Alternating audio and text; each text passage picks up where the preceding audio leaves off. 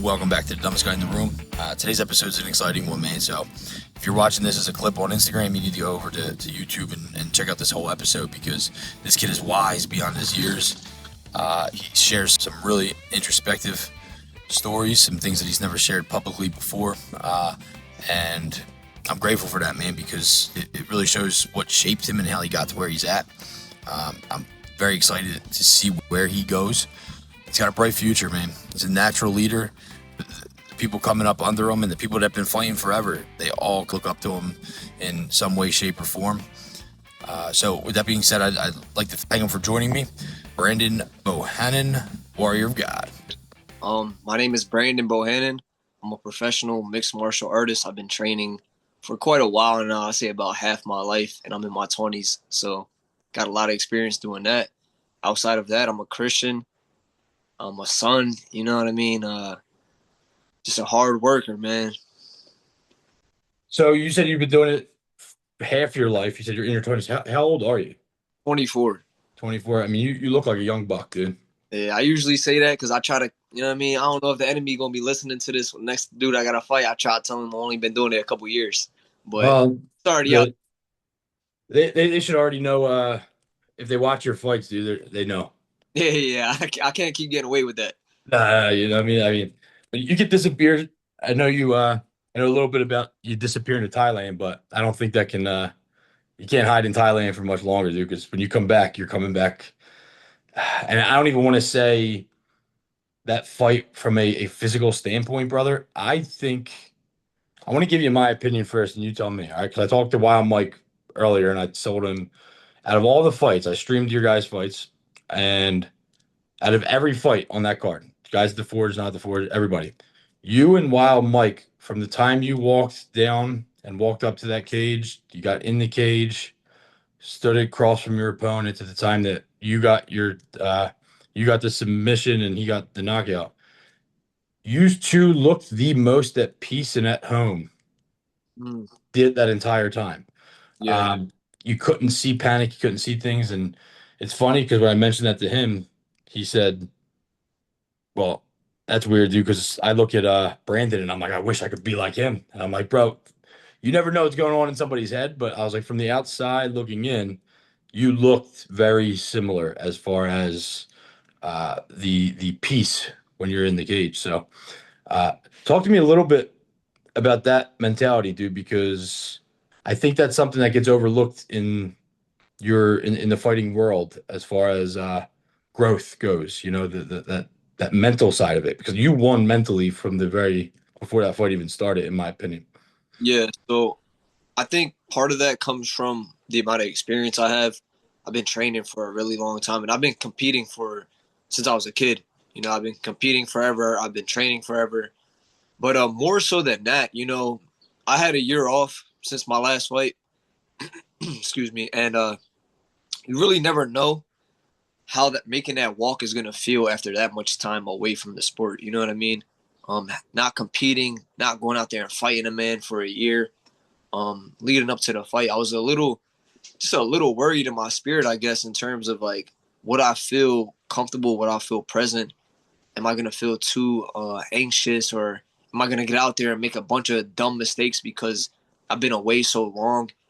And I think what really gave me that peace in this fight, because for this fight specifically, I felt a peace like I've never felt before.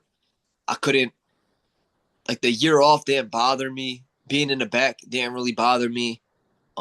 Even like, you know, watching my teammates before me didn't like get my heart racing or anything like that. And that all comes from my faith. And the Lord just gave me the sense of peace in this walk and leading up to this fight that I wasn't really prepared for. You know, I couldn't really prepare for that. But I remember in the back I prayed a lot. I prayed with the boys as well. We did like a team prayer and stuff like that. And it just grounded me. You know, it grounded me. And by the time I had to make that walk, once I got to that little red carpet and I could see all, like, just the cage, my family, my friends, and I could hear how loud the room was, you would think that, all right, man, like, now that's probably when you're going to start getting nervous. But I just felt even more calm. And then making the walk, it was just, yeah, man, I don't know. But like I am usually a calm fighter. Like I process a lot of things. You know, I can slow things down for the most part. I don't really fight too much on like emotion. But this fight specifically, I noticed like a difference in like my heart. You know, just making that walk, I felt so at peace. And you could really see it, man. You really could. So like, there's a lot of things in this world, and I'm very um to just be transparent. Like I was all like I grew up with CJ. Went down a similar path as CJ. I was a master manipulator. I was fucked up. The words I was saying to people, the things I would say, were always contradictory of the things that I would do and the things that I would feel. Right. So when you, I'm a very big. I don't judge people. I don't like to judge people. I think that the judgment really comes from what people do, is what I don't like or like. You know, it's not really that individual. But also what I like to see that when they align. Does somebody's words align with their actions? And that tells me who somebody that I would trust, Yeah, you know. And I know CJ is a very I talk about CJ on probably every episode. I mean, it's kind of crazy actually because that dude's the man. I mean, he's changed so many lives, dude. He doesn't even know it yet. But I tell him that all the time, man. He's definitely had a big impact on my life. One of my closest friends, and yeah, he's just an all around really good dude, and I'm grateful to have him at least on. it it's crazy, dude. I mean, I don't know how, and we can dig into that part too. But I could talk to you probably forever, so I'll try to steer away from that one. But it's crazy how many people he's touched, man. Like Yeah, seriously, in all aspects of the world. So and that's what I always feel like when I'm around CJ, man. I just, you know what I mean. He's took me under his wing, gave me job opportunities, just always helped me out whenever I needed it. Just an amazing mentor and somebody I look up to. And I don't know, like I could tell him this, and he'll be like, you know how he is. You yeah, probably yeah, yeah. He doesn't know, but he's me and him are very similar in that way, where like I tell people all the time that anytime somebody tries to give me any type of kudos or anything, uh, I'm always like, man, I got so many sins I got to pay for, dude. So like, I don't know what you're talking about. I This feel isn't me. I'm doing me, man. I got so many. I just want to do good so that the world gets better. I'm not doing it for any type of selfishness, guess you could say. In a way, it is selfish because I do benefit when I do good. So I think if we look at selfishness as that aspect, it could be a positive thing. Um, I don't do it for material gains, is what I yeah, should say. So the one thing that you did say there though was your faith, right? So I've seen videos of you training. I hear stories of you training. I had Steven on yesterday, the other guy that fought on your guys' card. Steven brought you up and was like, "Yeah, man, I mean, Brandon's just going to be in the UFC one day, so like he's just waiting on that call." Like everybody has these things, like everybody really looks up to you in a very high regard. Even while Mike was like, "Dude, that I've been training longer than him. I'm older than him, and I still look up to Brandon." You know, so it really shows the work that you put in that gym, because you are maybe a little younger. You're at a prime age, in my opinion. Um, but at the same time, you put the work in, dude, and it shows because your words and your actions align. So, were you always did you always consider yourself a Christian? Always follow Jesus, or where did this part kind of happen for you? Like the yeah. growth in fighting and the physical side's one thing. You can see that. Everybody can see that. But the side that you can't see is what's kind of holding you together, which I believe, if I'm not mistaken, is your faith in Jesus Christ. Where did that start, and how did that kind of grow? So I wasn't born a Christian. I don't like have any family members who are Christian or Catholic or anything like that. I've kind of went a different route. My family's, I guess you could say, like very secular. Like, we just like a normal family, but nobody has like a solid faith and something like that to bring us all together and to keep us rooted and grounded. But I used to dibble and dabble with different things that I probably shouldn't have been messing with. Like I used to do some shrooms, do different kind of drugs. You know what I mean? Smoke weed. Just I used to go that route in the pursuit of truth, or at least what I thought was gonna bring me some type of joy and happiness in life. And I was down that road for a while, and like I was able to wake up and do what I wanted to do every day, but I wasn't feeling happy. Like I could get high if I wanted to get high, but I wouldn't. And I never spoke about this, I never really spoke about this publicly, but I just wouldn't feel complete in my spirit. Like I could sleep with the woman that I want, but yet I still feel alone at night. And it just like I was down this road for a really long time, and I would keep like going in these loops where I'd be good, and then I feel like shit, and I started drinking, or well, not drinking. I don't know, was never really a big drinker, but I started getting high again, and I finally like when I went to Thailand my first time. I remember I just started reading the Bible. Like I've always wanted to know what the truth was, and have something that'll fill that hole in my spirit because I kept trying to fill it with different things, and it never worked. And when I went to Thailand the first time, I wasn't fully a believer yet, but for some reason I brought a Bible with me. And I actually talked to CJ when I was out there. I had a long conversation with CJ, and I was just breaking down, and I was just like opening up to him and letting him know like how I've been feeling and the things I've been going through. And a lot of it was because of how I was living at the time. And I got off the phone with him, and I just, I got on my knees in my apartment over there, and I started crying. I just started crying, and I started praying, and I'm talking to the Lord. I'm just saying like, and I wasn't even fully a believer yet, but at this point I had nothing to lose in my eyes. Like this was almost as low as I ever felt. You know what I mean? Like I'm all the way on the other side of the world. I don't have any family here with me. I'm in a foreign country. I don't speak the language. I'm meeting new people, but I don't really, and I can sleep with a girl or get high or do whatever I want to do, but I still feel empty. And the one thing that was just like put in my heart was that no matter where I'm at in the world, my creator will always be there with me.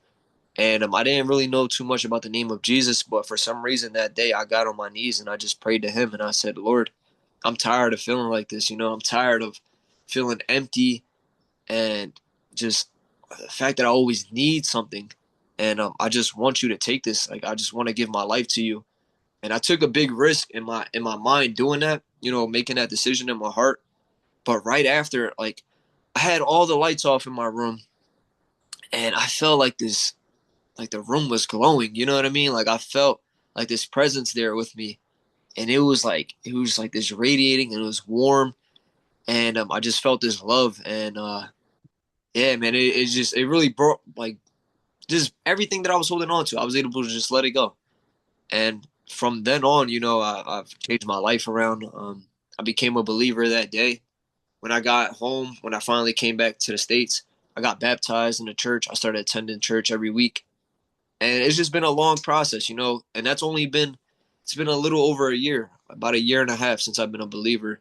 And like I said, I wasn't raised a believer or anything like that. But since the moment I gave my life to the Lord, I've seen I've seen miracles, man. I've seen him like me being able to put the drugs down or me being able to abstain from the women. And these are things that like I never thought I'd be able to do, or at least on my own power. And so for him to just come into my life and to just change certain parts of myself that I used to hate, and now I'm more comfortable in my own skin. It's just a beautiful story. And now when I get out there and I make the walk, I've already seen what he's done in my life. You know what I mean? Like I don't need to, even though like there might be a little bit of doubt, like am I gonna go out there and get my ass whooped by this guy, or is there like I just got a little bit of hesitation. I've already seen him work so many things in my life that I know I can rely on him, especially when things get tough. So That's a great story, dude. I mean, I know you said you never shared it publicly, but I think that it doesn't, and that's why I love fighters so much, man. Like I told CJ, I'm very envious of you guys because and grateful for CJ because he's the one that walked me into the forge in July. yeah, Right? I'm 34 years old, dude. I have 3 kids, married. I'm an insurance salesman. Um, I was delusional with my ability to fight. Um, like for example, if I saw you, I'd be like, this fucking kid, the fuck's he? Yeah, I mean, but and you walk in the gym, and next thing you know, how tall are you? like 5'6". So this 5'6", this kid that's 5'6", you can't touch him, and he's got wrapped his arms wrapped around your neck and breaks. You know what I mean? It's crazy that like the delusions in especially men, uh, of what we think we are, you know. Uh, so with that being said, I think that your story is very relatable to anybody and everybody. And I also believe that the fighter, anybody that is practicing that discipline consistently and working on that, they have, it's almost like an ultimate purpose or the ultimate kind of chase too, because you are seriously like, it's the closest you can really get to putting yourself in a dangerous position consciously, you know, and you are fighting. It's really you versus you, in my Yeah. opinion. Uh, and the whole questioning, from what I've gathered from all you guys that I've talked to, this podcast was never meant to be all fighters, dude. But like I've been so addicted to this lifestyle, it's absolutely insane, actually. Um, but what I've been gathering, like that walk, that the days leading up to it,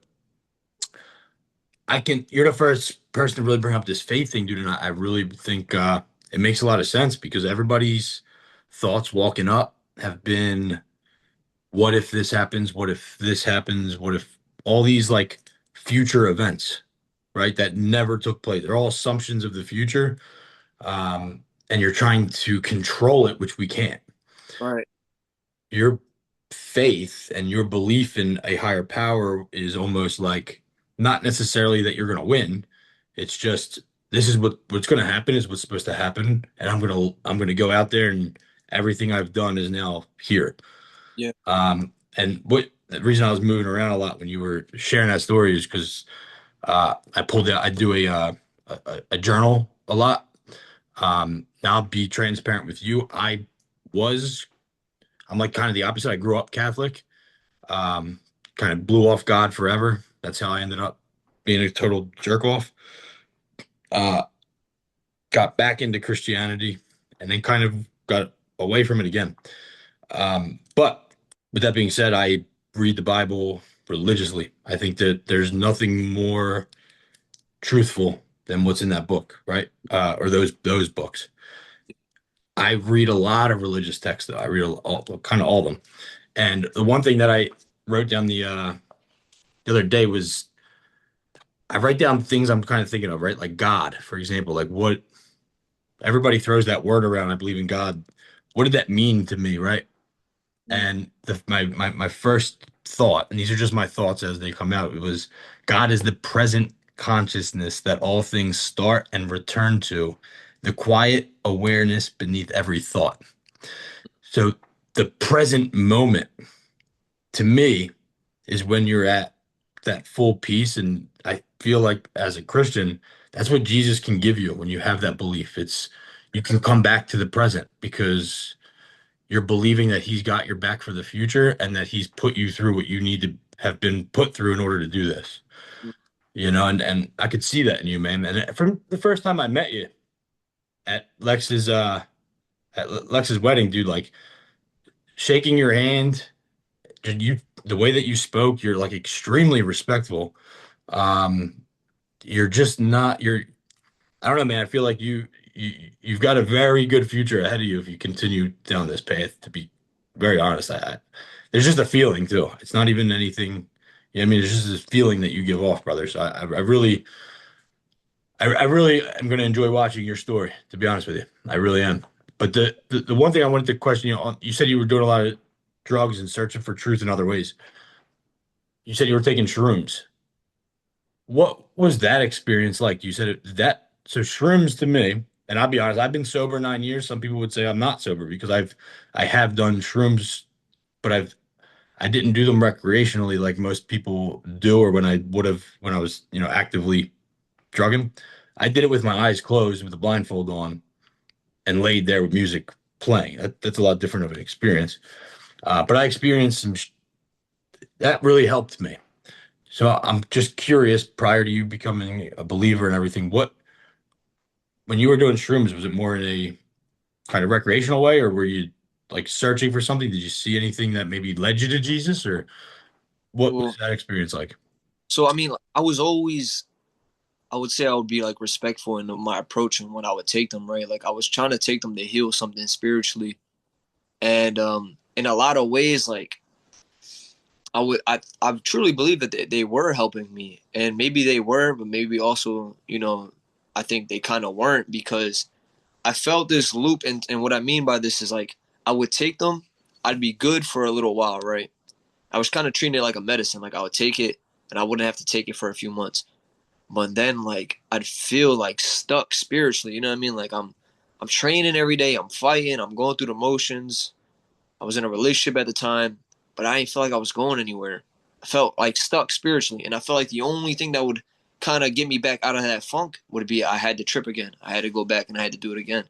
And it was like this process that I keep going through, and it just felt like, bro, like, I'm stuck in this loop. I've been doing this for a couple years now, and it's like I need something that's eternal. You know what I mean? Like, I need something that's solid and, like, that has flowing water coming from it, not just I need to keep on doing this thing over and over.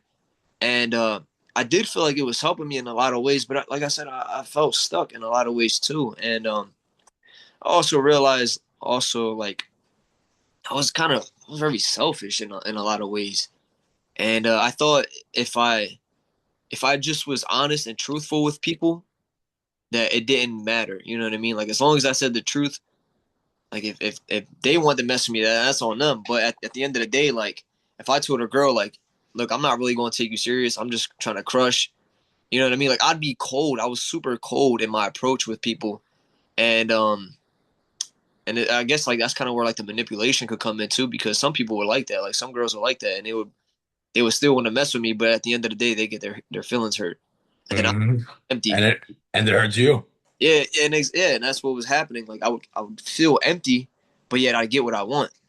And the only thing that really just filled that hole was once I just stopped being selfish, and I was able to put someone else's desires for my life over my own desires.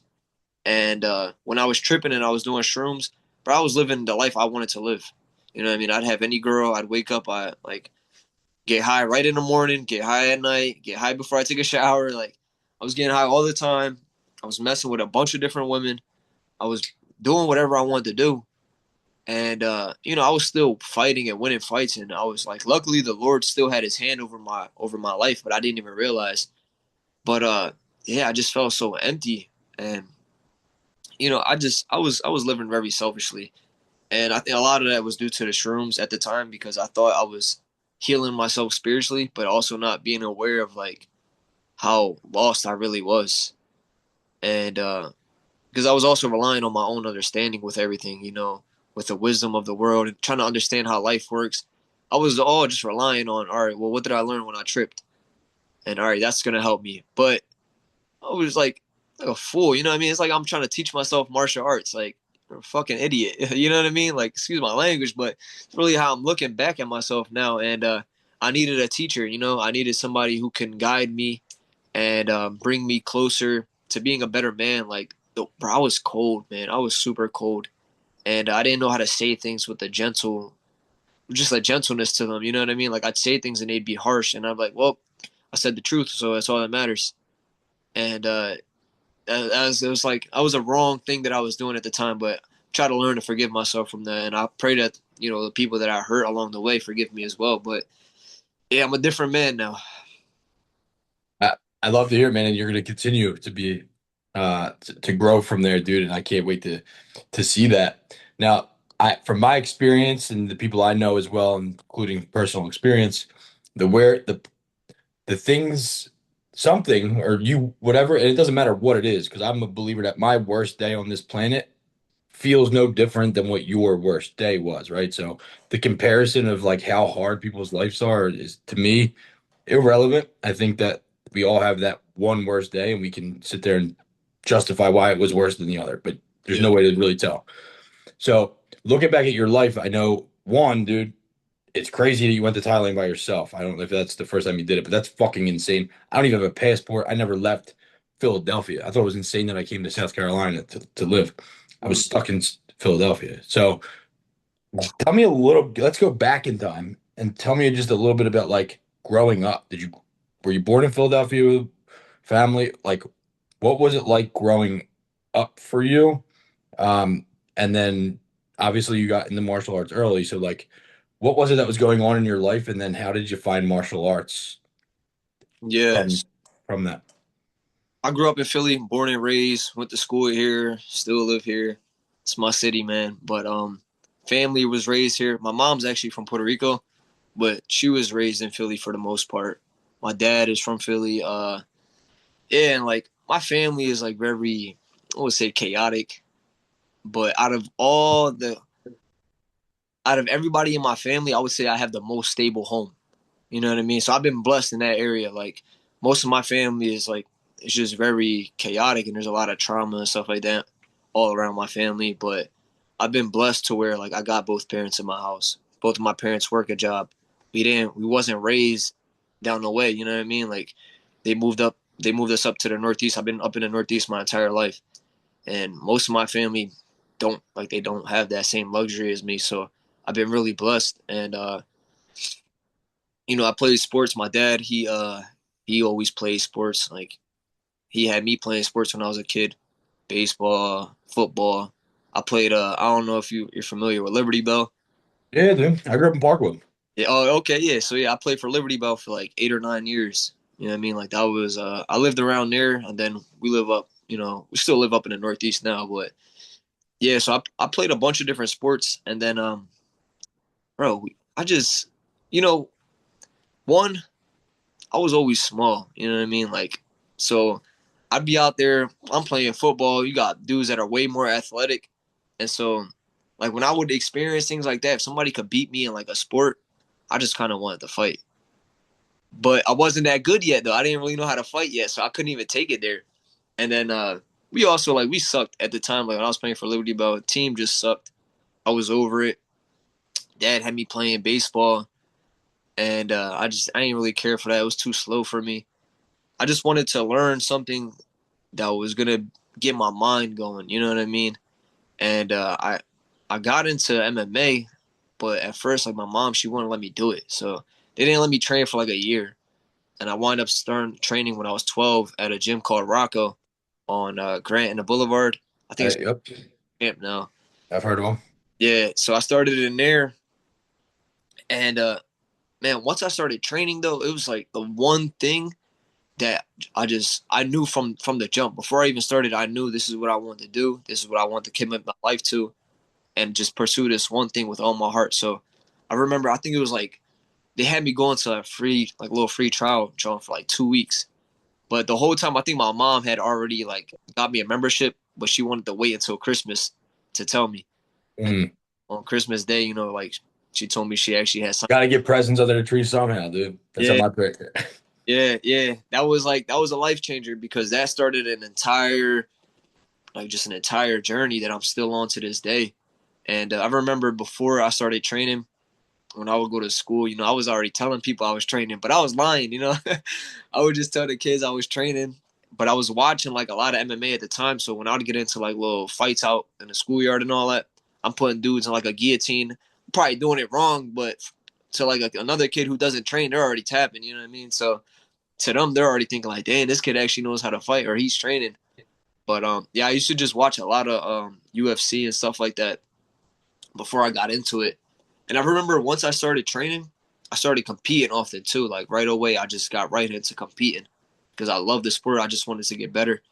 And bro, when I would compete, my family, we'd have everybody show out. Like this past Friday, we had 100 tickets sold. But when I would go Mm. compete at like a Naga, just a small tournament as a kid, I'd have my grandpa, aunts, uncles, cousins, mom, dad, like big showing out just for a local tournament. You know what I mean? It wasn't even nothing crazy, but to them, like they seen that I was dedicated to something and that I really wanted to pursue something. And so they just poured into me as a young kid. Like I had a lot of people around me believing in me and just just watching my journey from the beginning. I had a lot of family support me along the way. I think that, dude, you- I'm so happy you're getting to share this story, man. I think I can't wait for one day that you're going to be sharing this on a much bigger platform. I promise you that. So get used to it, dude, because this is a great story. So you said you played for Liberty Bell. So where did you go to high school at? Were you at Ryan or Washington or I you went weren't Catholic? So Yeah, I went to Northeast. Northeast. Okay. So I was a Ryan guy and got kicked out halfway through freshman year and had to go to Washington and then dropped out of high school. So like, and I this is the third time I'm saying this in a couple of days, but this is the dead honest truth. I grew up in Parkwood, born and raised, and I just roamed the streets, dude. Like that's just what I did. That's all I knew. That's who I surrounded myself with. And a lot of people don't believe me, especially around here, when I tell them like how we grew up. Like if I told them I fist fought almost every other week, like group fights, like whole neighborhood fights, they're like, "What the fuck are you talking about?" I mean, I didn't know that was weird. I thought that just like is what people did. But it's really strange when people hear that, and that's the truth. Like Parkwood would fight Morel, like me, CJ's, where he grew up, and we're right Mm, down the fucking street. We're the same people, but like that's how much tension, and there was no outlet for a lot of these guys, or we didn't find it uh, in order to kind of release that, man. We had a lot of people with no purpose, and that's how you find like that's how you end up on drugs and drinking. And that's why I'm so grateful, and I love the fact of Chris and Kyle opening that damn gym in my hometown, man, because oh, and there probably already is. There's probably already been that kid that walked by and was like, "What the fuck is this?"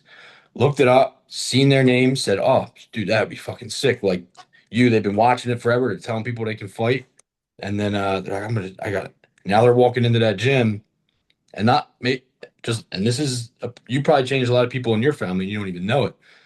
But that kid walking into that gym, man, if he had other friends, maybe they are gonna on a different path now. Maybe they follow him, and people see that, and it gets contagious, man. It can change lives. Um, like you said your family was following you since a young kid. Like it did. Now you're looking back, it's like that doesn't even make sense. What the fuck were they so invested in now? It's just a young kid. It's a small tournament.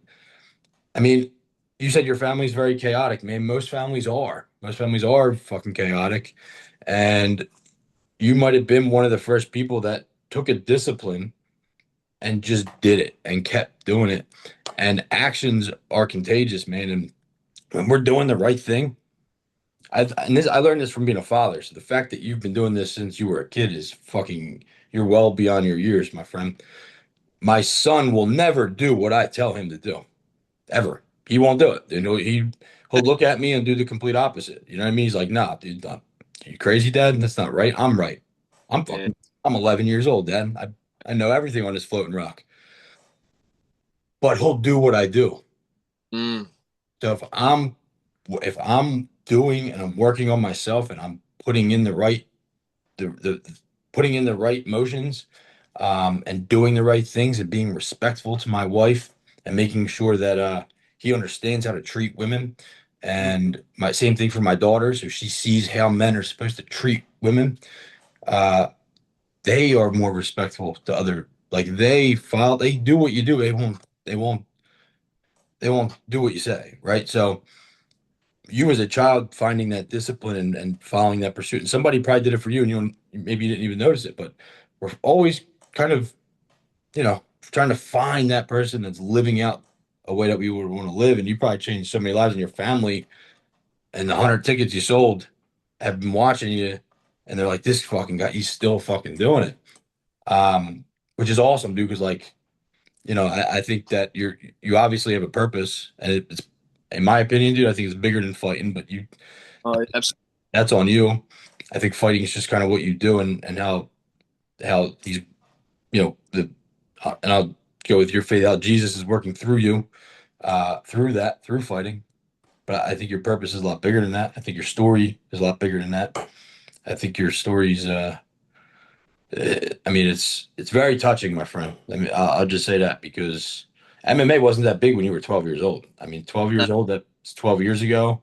uh, What UFCs were we at that point? Like a little, I guess it started to get popular. I had to be around the 100, right? Like, I think yeah, around there we had like Rampage, Rashad. yeah.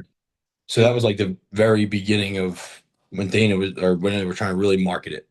Yeah, Uh, but but nobody. even then, dude, it looked like I remember my dad one of the times that came on, he's like, "This is fake. This is like wrestling. They're not really fucking doing that." And then other people were like, "This shit is violent. Why is this on TV? It's on Spike Network, dude. Remember, like Spike had all that crazy shit." Uh, but it was like violent. It's like this is legal. What the fuck is this? And so to be able to get in at 12, I mean, some parents might have put their kids in and let them do it because they weren't paying attention and no idea what it was. Your mom, on the other hand, was like, "I don't think so, dude. Like, Wasn't going. we're not violent." But then you learn MMA is actually you're learning the complete opposite in a way. You know, you're trying to learn to not be violent, how to be able to control that temper at football, right? Right. Like that was me, dude. I was like delusional in that aspect, right? Like you said, you were delusional in your faith and how you thought you had all that, but like we're always delusional until we put the work in, dude, and then we kind of realize how fucking delusional we are and realize you don't know. Right. You know what I mean? So I think your growth physically, dude, and all that. Now, I do want to point this out about your fight that you just had, brother. I mean, you got in there, man. I'm 5'11". That dude had to be my height, maybe. Yeah. 5'11". Yeah. Lanky motherfucker, long arms, and you squared up with him. Now, not knowing you or seeing you train, and not what I did know about you was Muay Thai guy goes to Thailand, and I was like, how's he gonna stand with this dude? So obviously, you go to the Forge, and I know they're very, jujitsu. They have ton of jujitsu. That's what I was doing when I was there. So I wonder if he's gonna bring that in because this dude's reach is absolutely insane. And I don't know how you set it up, dude, but like your setup to the takedown to the choke was just like you've seen it happen before it happened, and it was so fucking fast that I don't know who could have stopped that. You know what I mean? Was there a certain thing you were waiting for that you knew about him? Was it as soon as you kind of knew he was tall that you had that game plan to get it to the ground? Yeah. Was that the goal from the beginning, or like what did you have that plan, or did you just let it go? Like what was that about? Because I was fucking fast. No, I appreciate that, man. And that's, I would say before I even get into it, like one of my prayers for this fight too is just like I'm kind of glad I didn't have to hurt him. You know what I mean? Like that was like I didn't want to hurt the guy. Like I'm willing to. You know what I mean? I'm willing to go in there and hurt him as bad as I can, but I also don't like I didn't really want to, and so I'm really grateful that I was able to get him out of there quick. Just take him down, yoke him up, and he's good now. He could go out and fight next week if he wants to. I could do the same thing. Like neither one of us really took any damage in that fight, and but yeah, like going into the fight, studied him a bunch. Obviously, I'm a professional, so I'm gonna go like do all my homework before going in there with somebody. And I just seen a lot of things that could work. You never know how the fight is gonna go, which way he's gonna move, what attack he's gonna go with.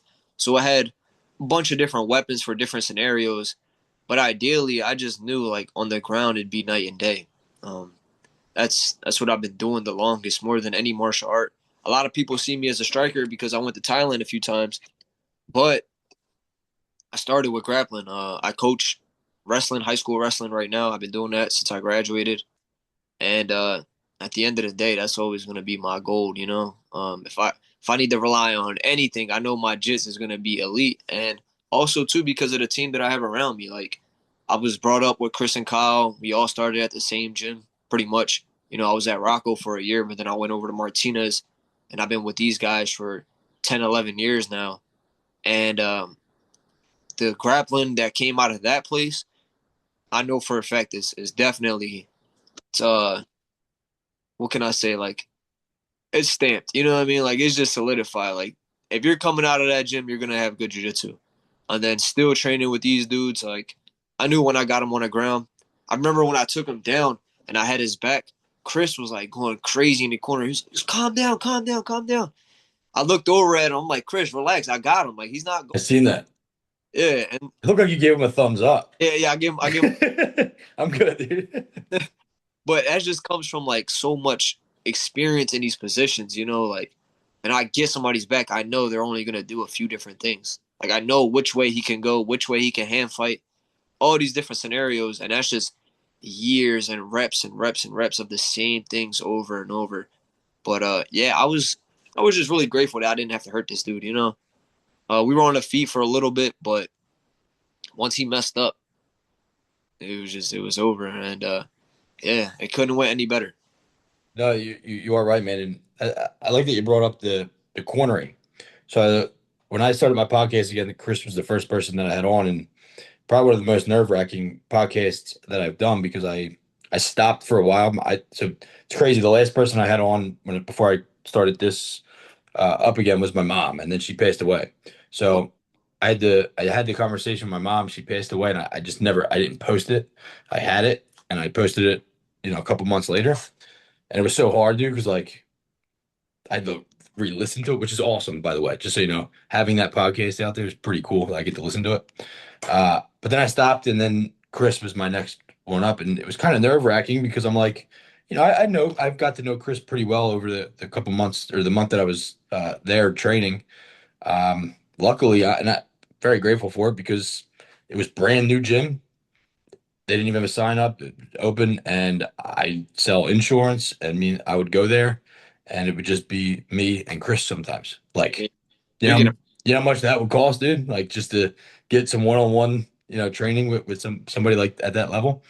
So mhm. I did get pretty close, and I was able to kind of joke around with them. But where my mind always goes, dude, is like mindset and how the fuck do you get through this, and what Chris went through, and now you got your brother doing this, and then when I was there, Kyle didn't get the call yet. And then he got the call, and there was all these things happening. I was like, "Holy fuck, dude! This is wild that I'm experiencing this firsthand."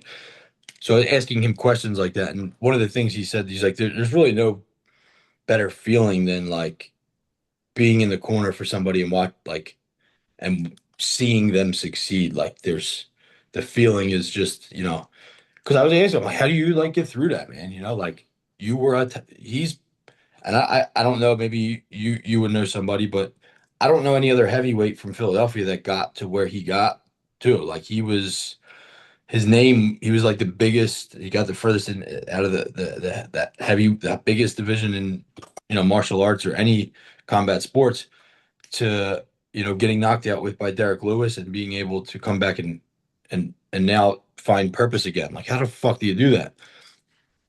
It's hard, man. Like when you fail, like you said, you had those moments, but you chase something for so long and then all of a sudden it's gone. It's like, where do you find purpose? And that's the biggest, I think that is the biggest benefit at the Forge, man, is that experience that coach that you got gives you, man, because the attitude, the mentality that dude has is is an amazing thing to have in your corner. Yeah, I just want to say too, like I know that he's not actively competing as he was. He's not where he was in terms of the UFC and being at the top of his game and all that. But Chris is an amazing coach. I would say he's definitely one of the best coaches. Probably the best coach I ever had.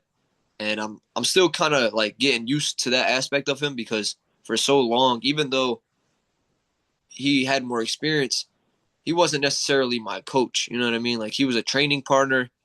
He was a guy that was, a friend that was in the UFC and he was around me and he would help me and just, help me out with the sport and learning the ins and outs of competing, how things go down. But now that I could see him solely as a coach and have him in my corner and build a relationship with him in that area, it's been such a big help to my career. And I've also see the way that they form their team at the Forge, and they really care. They really care. They're not just they're messing around. Like these guys watch everybody doing practicing technique. They make sure they come around. They help. Um, just like the love in the room. It's like a brotherhood in there. And I can't say I ever really had that somewhere, but being there specifically and seeing how they coach, it's just amazing, man. He does a really good job, and I love having him in my corner as well. Outside of him, I have my best, like one of my best friends, I and then seen the other guy. Who was the other dude that you had with you? Justin. He Is that your friend? Yeah, he's my friend. I've been friends with him for like 10 years now. He fights.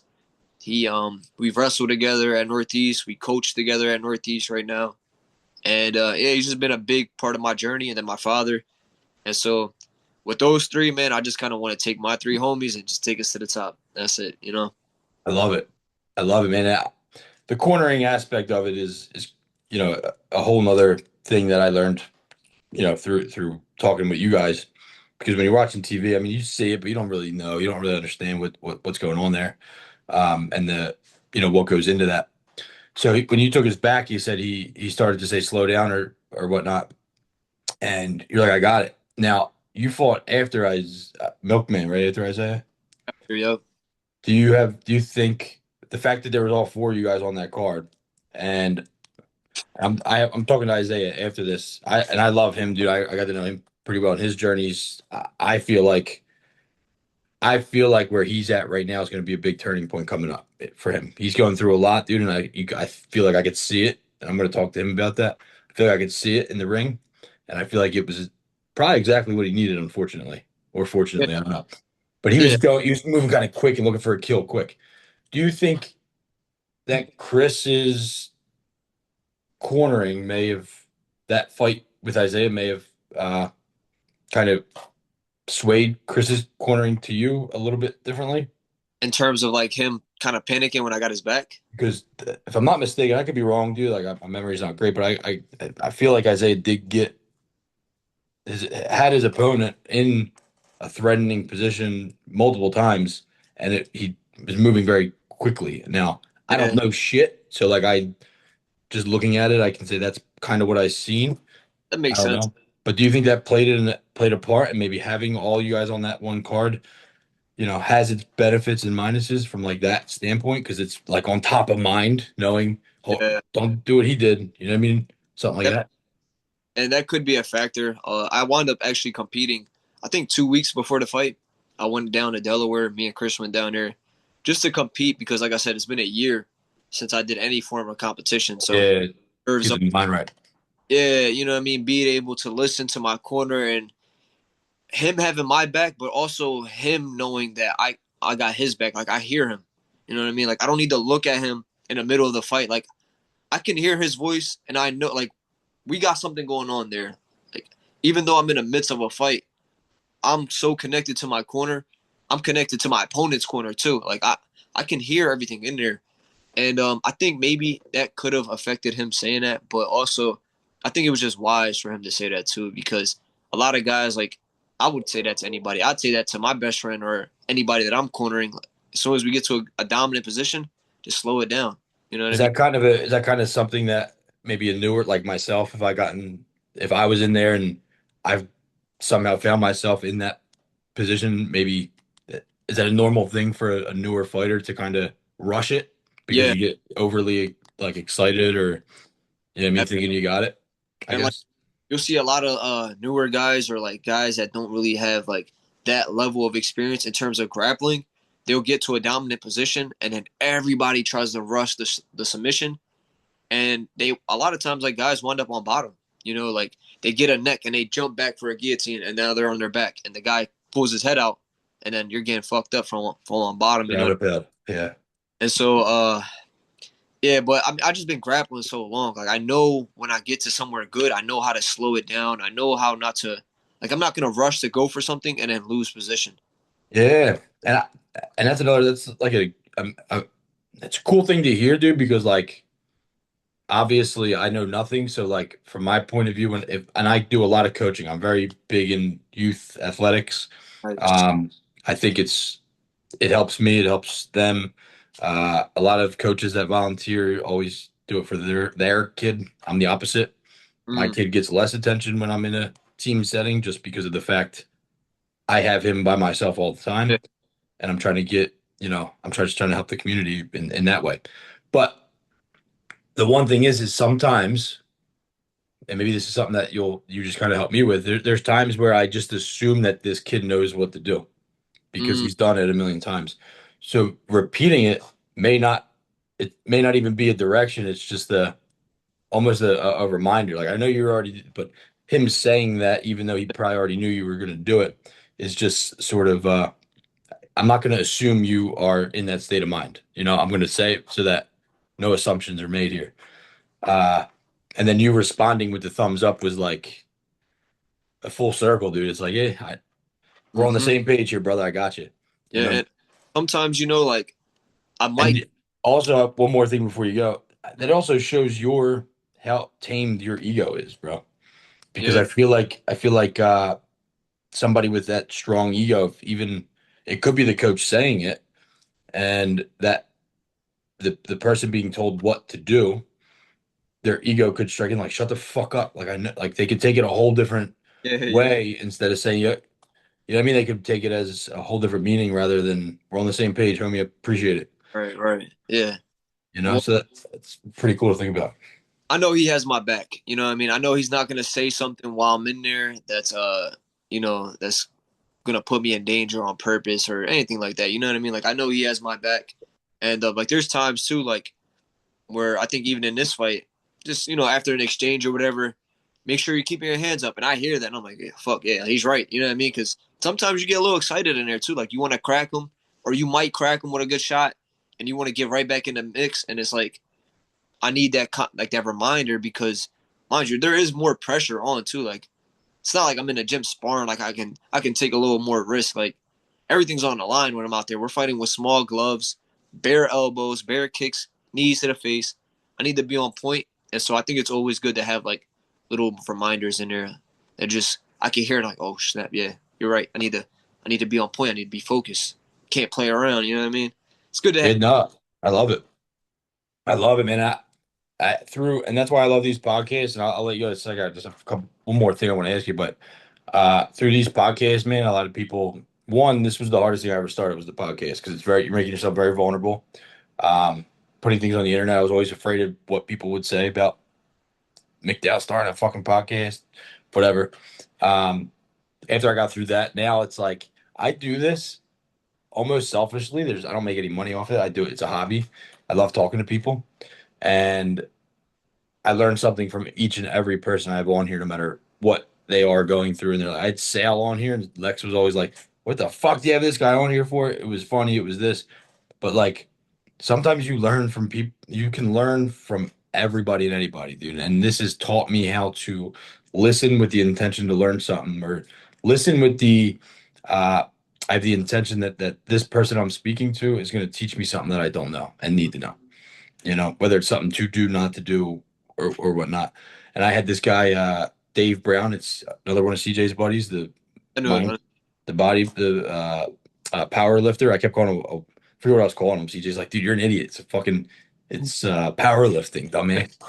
Uh, but that's not for me, dude. It's not for me at all. But it's something very fucking difficult that not many human beings can do, and he does it, right? So that's somebody that I want to fucking talk to, right? So we got into where I didn't know it was going to go here was the coaching aspect as well. I was like, why do you have a coach, dude? Like you're lifting a weight and nobody can lift more weight than you. So why do you need a coach to tell you how to do that, right? To me, and it's not like I understood it, but I never really understood it. And his words were, look, man, there's life's happening. I got this and that. I'm a cop. I got all this going on. And sometimes I just need somebody to tell me what to do, when to do it, how to do it, and I can stop thinking. Yep. And it takes those thoughts away and just allows me to do it. And I'm like, holy shit. Yeah. That I mean that helped me so much in my career. And that's something I've been trying to adopt. Mm. Because it alleviates some of that anxiety and stress. Dude, when you're trying to do everything and control everything and dictate what you're doing next, it's it's tiresome and it's sometimes a waste of time. So the right coach that you trust that once you and I said this to Steven that he's a young kid coming up, man, and I mean he surprised me with the conversation. I had a whole assumption of who he was, and I was very wrong, which is most of the time. Uh, it's most of the time. But he said, I told him, I'm like, uh, you know, the guys that you have at that gym, they all want you to be better than them, but they're not going to they're not letting you. They're working harder. Oh yeah. They're working harder than you, and they're showing you, and you're following them, dude. And they're just going to work even harder than they're having you work to make sure that you can't pass them, but they want you to, Oh yeah. That's because which is like hard to find in this world, dude. You yeah. know, like somebody to put most of the time, dude, the only person you can find that in is your father. Like Mm, your father's like the only one that is really invested in you to be like, be better than me, man. yeah, Most of the people in this world they're using you or pushing you down so yeah. they can lift themselves up. And that gym, I don't see it at all, at all from anybody. I mean, you can tell me if I'm wrong, but I feel like that mental, that culture, the energy in that room is fucking wild. No, that's the truth. And like there's a lot of small guys in that room, like small younger guys. I'm a 25er. Ooh, I'm sorry. Yeah, I'm a 20, and like a lot of these guys are 25ers too. Some of them don't have fights yet, and I'm like the 25er with the most experience. So I try to take them and help them get their goals. But like it's funny because I want them to be better than me, and I want them, I want them all to be better than me one day. But I also ain't gonna let them catch me with nothing either. Like we're in the gym, I'll let them work, but one thing I'm just not letting them sub me. But that competition though, and like that's only gonna make them better. You know what I mean? Like if I had And you. a partner at their age, I man, who knows where I'd be. So I'm just grateful to be able to share the knowledge that I have, and also to like never really expected to be like that role model, but for some reason the Lord just keeps putting me in positions to lead and to help others, and so I take on that responsibility as best I can. I love it, man. I love it, and I can't wait to see where you end up. I have an idea. I think. I mean, I never really watched. I don't really know UFC as far as the smaller guys, or never really just paid attention to it. Who's champ right now at your weight class? We got Joshua Van. He's young too. He's like my age as well. Really? Yeah, he's young. Yeah. Is your weight division in the UFC one like is it kind of saturated or is it because I don't really know many. I don't know. It's pretty stacked right now. Like we got a lot of young and new talent, and it's a really exciting division now. See a lot of guys getting a lot of finishes. I remember at one point I think they wanted to cut it out the UFC when Demetrius Johnson was the champ. Oh yeah. Okay. Yeah, but now I feel like the flyweights are where it's at. Like they're exciting, they're technical, they're fast. Fast, dude. Yeah, so Very, very fast. it's a good time to be a flyweight. Well, when are you getting a call, dude? Did Might you have ask? up soon. I didn't take any damage, so I've been working on getting something else. But we're just taking it from here. If I win one more, I'll be at 4-0. I win one more, I'll be at 5-0. Then I feel like I'm knocking on the door at that point. But You're already knocking on the door, man. You stay present. Keep doing what you're doing. Yeah, you're knocking on the door. I You're, appreciate you're gonna you're gonna get the attention, man. It's inevitable. But keep following that faith, brother. It's working for you. Uh, and I think your actions you're already doing it, dude. So, uh, my advice to you from just from a life uh a life lesson. Don't don't sit and dwell on the when and I need one more fight, one more of this. Just the fact that you got on here and said I'm enjoying this win, man, just shows that you already know what you need to do. it.